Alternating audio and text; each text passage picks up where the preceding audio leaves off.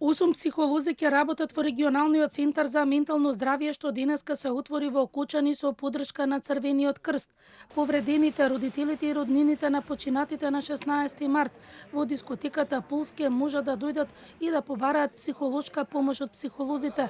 Од Комората на психолози објаснија дека ова е долг процес и многу потребен. Многу обуки, многу едукации, ќе имаме стручњаци кои баш ќе ги опремат психолозите одговорно да работат со траума, со PTSD. Од Црвениот крст објаснија дека овој проект треба да функционира во наредните 3 години и е центар за сите околни градови, за секој граѓанин на кој му треба било каква психолошка помош, меѓу кои семејното насилство. Засега е димензиониран наредниве 3 години да биде во ваква функција, но јас искрено сакам да верувам, слушајќи го министерот пред тоа што говореше дека владата веќе се подготвува да овој дел го третира на еден посоодветен начин во смисла на посоодветна грижа, така да јас искрено очекувам дека овие центри што ние би ги отварале за некое кратко време ќе бидат поддржани од системот здравствен на државата. Не постои човек од нашиот град кој на еден или на друг начин не ја почувствувал болката, стравот, загубата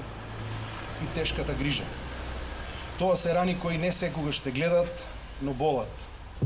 Затоа овој центар е повеќе од простор. Тој е символ на заздравување на раните. Министерот за здравство Алију најави дека вакви центри ќе се отворат во цела Македонија.